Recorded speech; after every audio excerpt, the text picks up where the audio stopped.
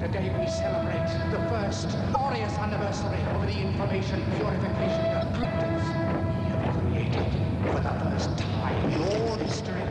A garden of pure ideology, where each worker may bloom, secure from the pests, obeying contradictory thoughts.